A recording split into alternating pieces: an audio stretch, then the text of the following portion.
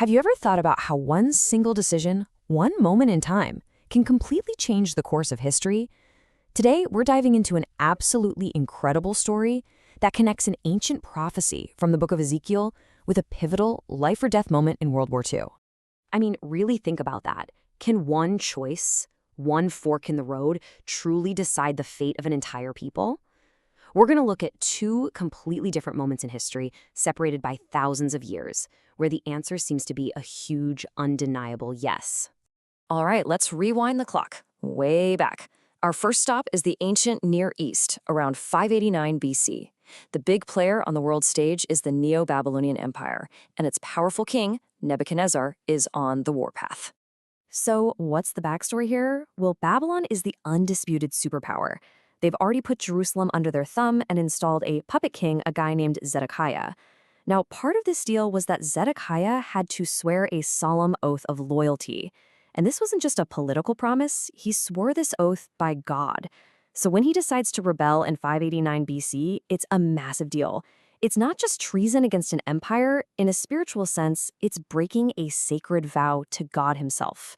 And that sets the stage for what happens next. So picture this. King Nebuchadnezzar and his massive army are marching along, and they come to a fork in the road. One path goes to Rabbah, the capital of another rebellious kingdom. The other path leads straight to Jerusalem. He has to choose. So how does an ancient king make a decision this big? He doesn't just flip a coin, that's for sure. He turns to divination. Now, to us, this might sound like superstition, but for the Babylonians, this was serious business. This was their science. They had a whole process. They'd shake a bundle of arrows marked with the names of the cities and see which one fell out. They'd consult their household idols.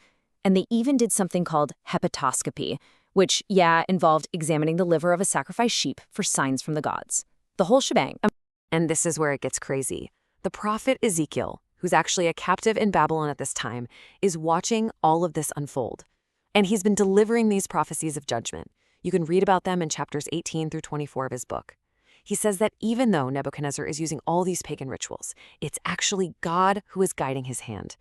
The divination points straight to Jerusalem. It's not random chance. It's divine judgment for that broken oath.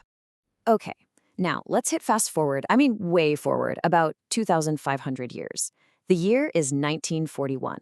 The world is engulfed in war, and once again, a people are standing at a historic crossroads, facing total annihilation.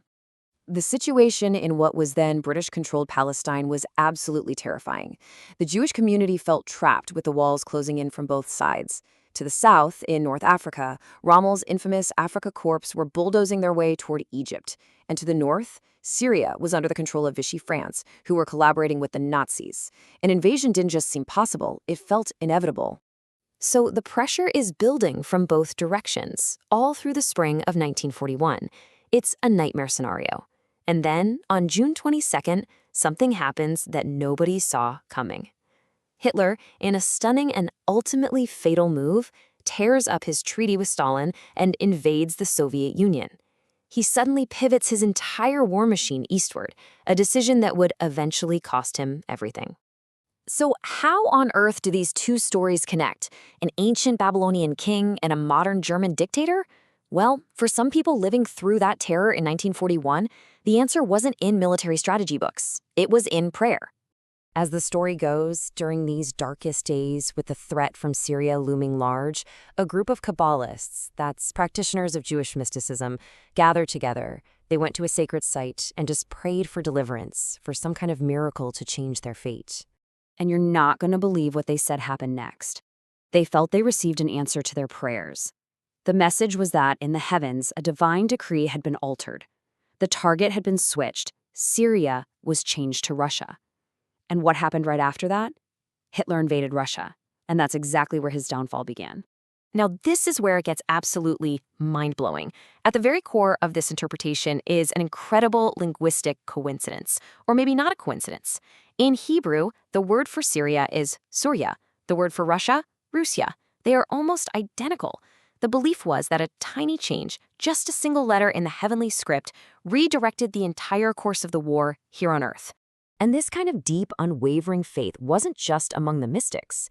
The chief rabbi of Palestine at the time, Rabbi Itzhak Halevi Herzog, was a perfect example. While other officials were literally packing their bags ready to flee the country, he refused to go. Why? He said it was because the prophets never foretold a third destruction and exile. For him, the return of the Jewish people to the land had begun, and there was simply no turning back. His confidence wasn't in armies, it was in a divine promise. So when you put these two stories side by side, these two crossroads moments separated by millennia, what are we supposed to take away from it all? Let's try and connect the dots. What really ties these events together is this powerful idea of finding meaning in the middle of chaos. You have the story from Ezekiel, which suggests God's plan is at work even through the choices of a pagan king. Then you have this incredible 1941 account, where a community facing destruction finds immense hope by interpreting a sudden turn of events through the lens of faith. At the end of the day, both stories are about one pivotal decision at one crucial crossroads that changed everything for an entire people. Which leaves us with this one last big question to chew on. Are the major turning points of our world just a long series of random accidents and coincidences? Or is it possible that history is actually a story with a purpose that's being written? Something to think about. Thanks for tuning in.